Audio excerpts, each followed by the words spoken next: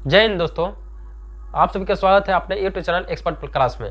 बच्चों, आज का सेशन में हम ये बताने वाले हैं कि सूत्र संग्रह यानी कि जितना हम कराए हुए हैं 6 का उस सब का निचोड़ जो है हम सूत्र देने वाले हैं। यानी कि ये समझिए कि आपको आज ये वीडियो में इतना इंपॉर्टेंट चीज़ आपको मिलेगा, इतना इंपॉर्टेंट चीज़ जिस वीडियो का इंतजार कर रहे थे वो आपको बहुत नज़दीक आ गया है वीडियो। ठीक है, तो जल्दी से वीडियो को झट से ओपन कीजिए और पूरा वीडियो देखिए।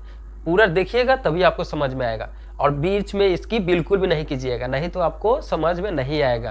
तो बच्चों, मेरा वीडियो है शुरू से लास्ट तक जरूर देखें।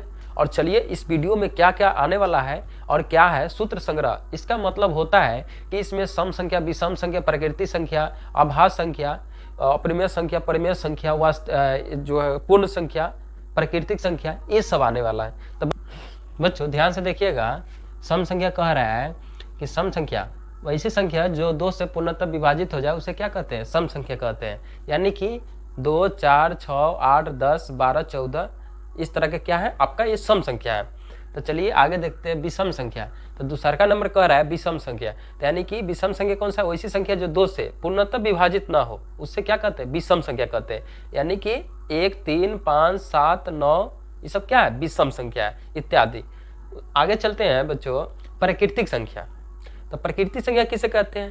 तो गिनती की संख्या को प्रकृति संख्या कहते हैं। गिनती तो आप लोगों को आता है ना, तो गिनती आता है तो देखिए यहाँ पे गिनती की संख्या को क्या कहते हैं? प्रकृति संख्या कहते हैं। तो गिनती की संख्या को प्रकृति संख्या, जैसे 1, 2, 3, 4, 5, 6, 7, 8, 9, 10 इस तरह का आपको संख्या को हम गिनती की संख्या को कहते हैं। ठीक है, 1 से स्टार्ट हो जाए गिनत तो क्या है? गिनती को ही संख्या कहते हैं। ठीक है, चलिए आगे।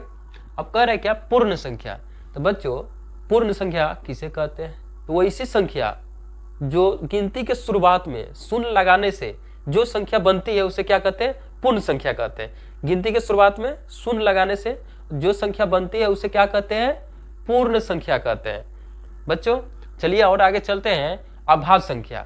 आभास संख्या कह रहा है कि एक और स्वयं, मतलब हमारे और आपके, इसके अलावा कोई और दूसरा से न कटे उसे क्या कहते हैं? आभास संख्या कहते हैं। यानी एक और स्वयं के अलावा किसी और संख्या से न कहते उसे क्या कहते हैं? आभास संख्या कहते हैं। कोई दिक्कत? कोई दिक्कत नहीं। यानी एक स्वयं, तो 1 हो गया, 2 हो गया, 3 हो गया, 4 नहीं हो सकता क्योंकि 1 से भी कटेगा, 2 दूना 4 से भी कटेगा, 3 से तो नहीं कटेगा, 4 से यानी 3, यानी कि 2 ही से कटना चाहिए, या खुद से या 1 से। एक और खुद के अलावा किसी और संख्या से न कहते उसे क्या कहते हैं? आभास संख्या कहते हैं। कोई दिक्कत? कोई दिक्कत नहीं। हम जानते हैं बहुत आसान तरीका से आपको आ गया होगा। तो बच्चों ये जितना भी हम लिखाए हैं इसको ध्यान पूर्वक आप बैठा नोट बना लीजिए और इसको टोटल जो है आप लिख लीजिए कॉपी में, से आपको अच्छे से बारीकी से आपको समझ में आएगा। और समझ लीजिए, कोई भी दिक्कत होगा तो कमेंट बॉक्स में जरूर बताइए। फिर मिलते हैं नेक्स्ट वीडियो में, तब तक के लिए जय हिंद, जय भारत।